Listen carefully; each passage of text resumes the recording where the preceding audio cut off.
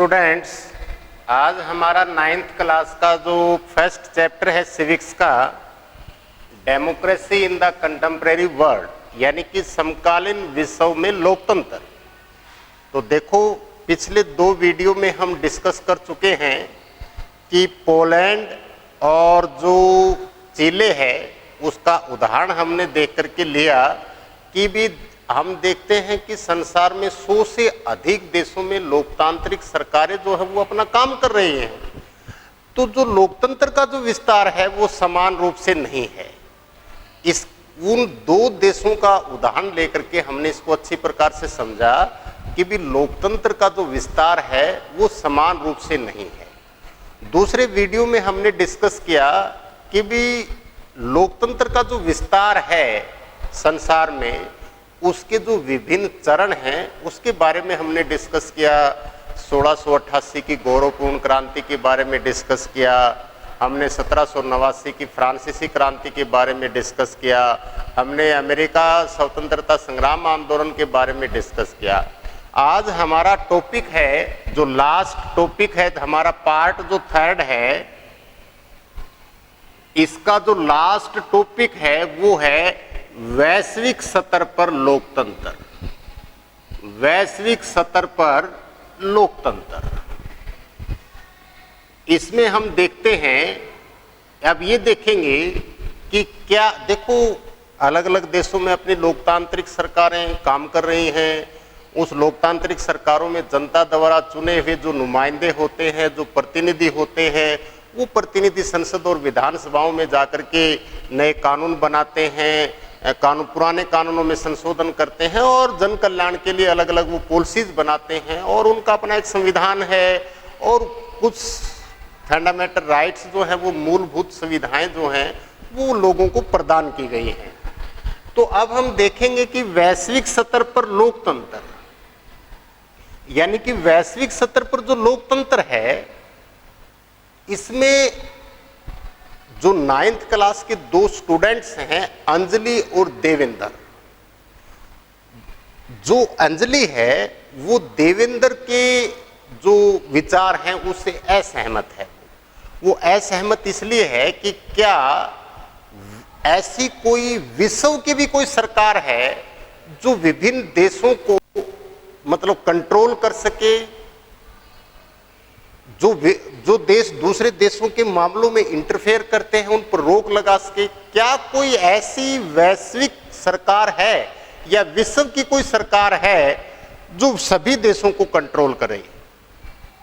तो उसमें देवेंद्र ये बोलता है कि वो तो विभिन्न राष्ट्र जो हैं, वो जो लोकतांत्रिक राष्ट्र हैं, वो अपने पारस्परिक संबंधों के आधार पर इसकी व्यवस्था अपने आप कर लेंगे।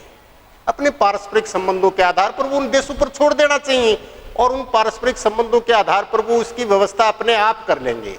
लेकिन जो अंजलि है वो उसके दिमाग में एक प्रश्न पैदा होता है कि भी जब वो अपने आप कर लेंगे तो 2003 में वो लड़की बोलती है कि मैंने रेडियो पर सुना कि अमेरिका ने इराक पर हमला कर दिया है। तो 2003 में अमेरिका ने जो वहां की जो पॉलिटिकल पार्टी थी इराक के अंदर, सद्दाम हुसैन, उसकी थी बाथ पार्टी, और ये 1932 में इराक जो है वो आज़ाद होता है इंग्लैंड से, और फिर 1979 के अंदर सद्दाम जो है वो वहां का एक तानाशाह बन जाता है। यानी कि सद्दाम हुसैन उसकी जो उसने जो लोगों को कुछ मूलभूत सुविधाएं और अधिकार दिए थे, महिलाओं को भी यहां तक कि उसने से अधिकार दिए थे, वो अधिकार पश्चिम के लोकतांत्रिक देशों में भी उन महिलाओं को प्राप्त नहीं थे। ऐसा सद्दाम ने किया।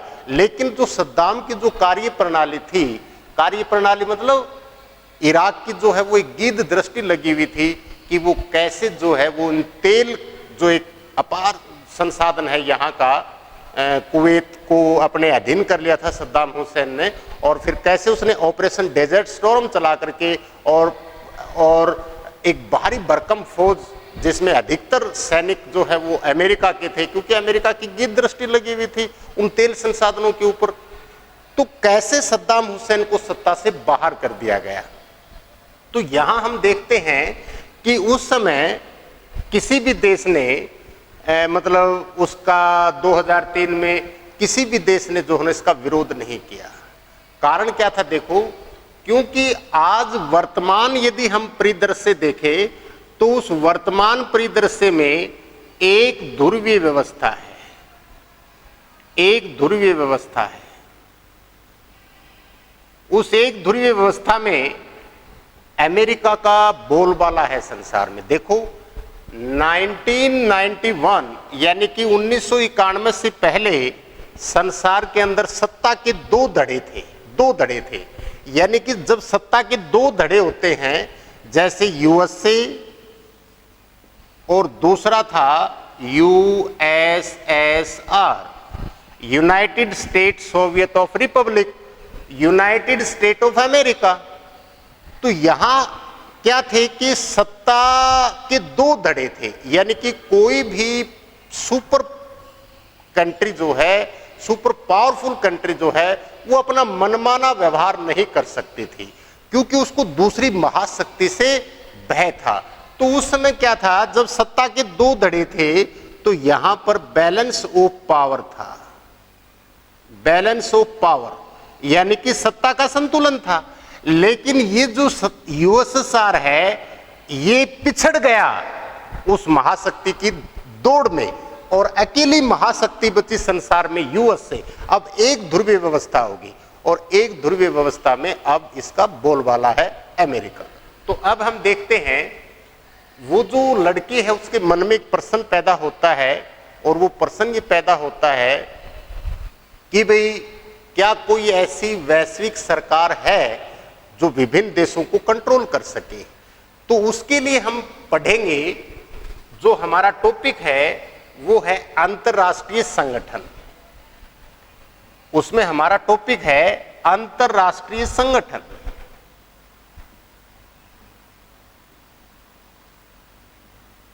अंतरराष्ट्रीय संगठन, उस अंतरराष्ट्रीय संगठनों में उस लड़की के मन में ये भाव है कि भाई कोई एक देश, नंबर एक, कोई एक देश दूसरे देश पर आक्रमण कर दे तो क्या होगा।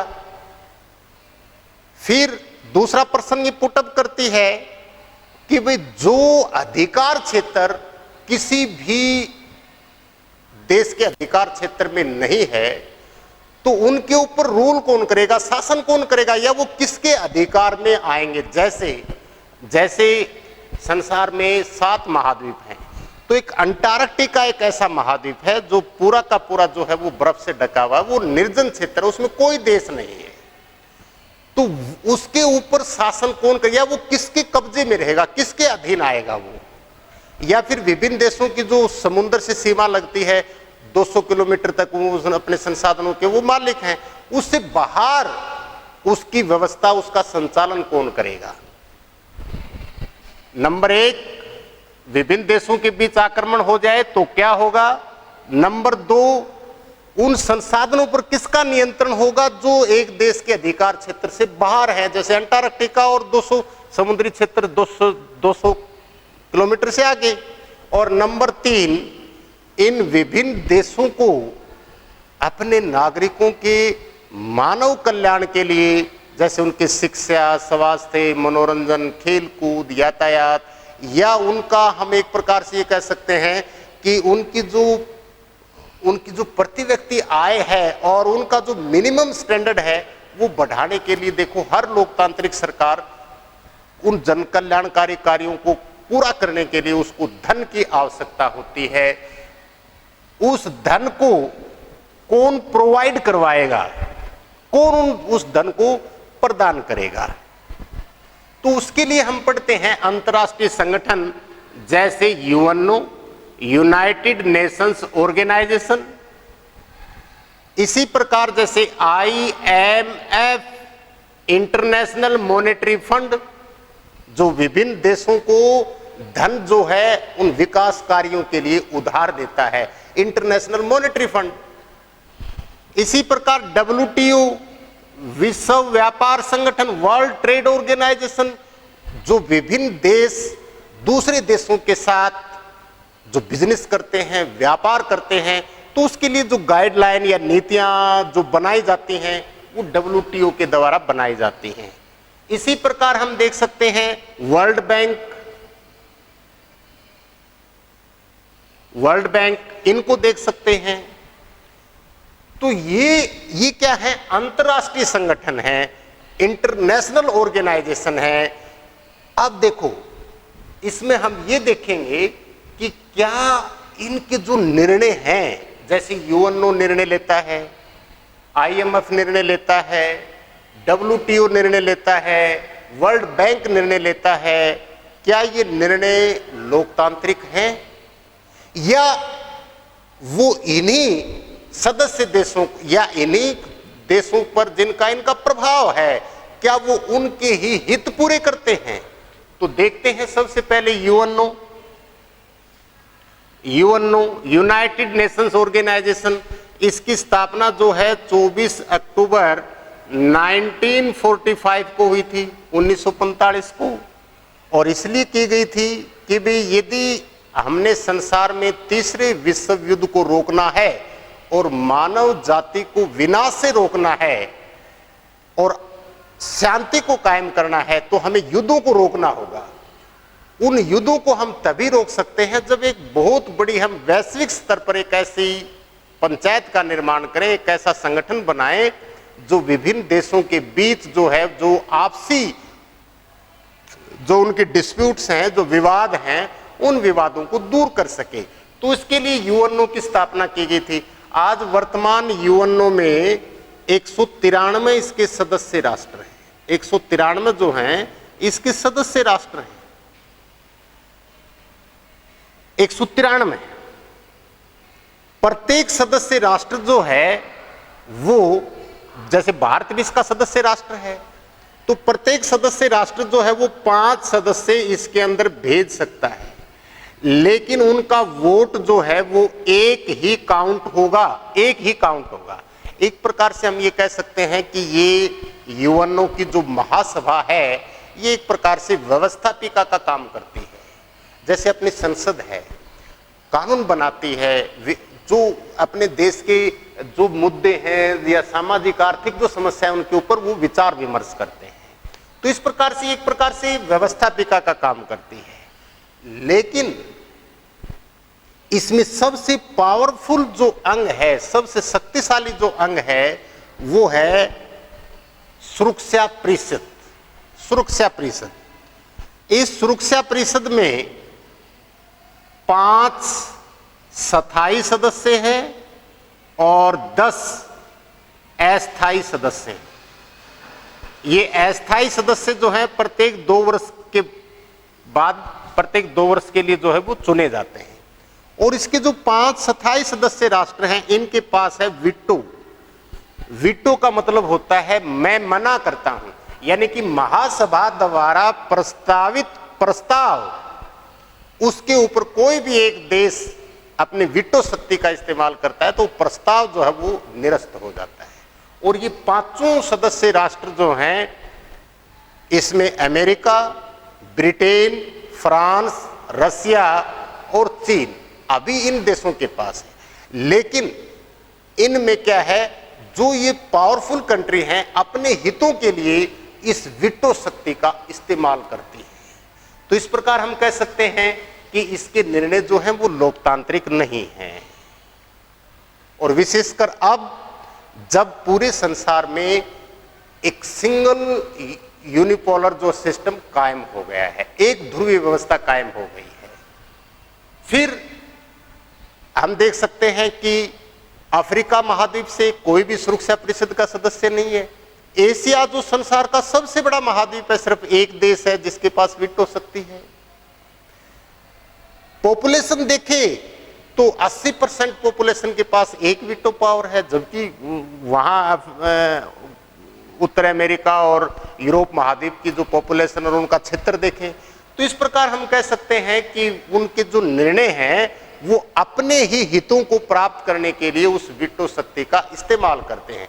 इसलिए आज डिमांड की जाती है G4 देशों के लिए, जो G4 कंट्रीज हैं, G4 कंट्रीज वो डिमांड करती हैं कि सुरक्षा परिषद का विस्तार किया जाए और इसको और ज्यादा लोकतांत्रिक बनाया जाए।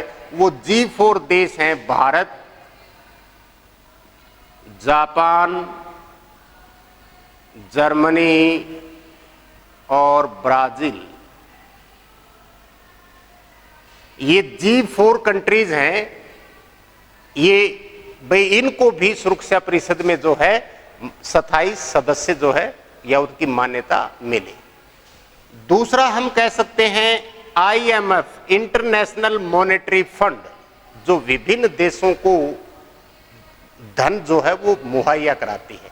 इसके 173 इसके सदस्य राष्ट्र हैं IMF के, लेकिन इसके जो निर्णय लिए जाते हैं वो निर्णय जो है उसके वोट का जो मतलब हम ये कह सकते हैं कि उसके वोट का जो वजन है वो इस बात से तय होता है कि कौन सा देश या कौन सी कंट्री जो है उसमें किस अनुपात में वो अपना धन उसको उस कोष में जमा कराते हैं, उस निश्चित अनुपात पर इनका जो है तय होता है।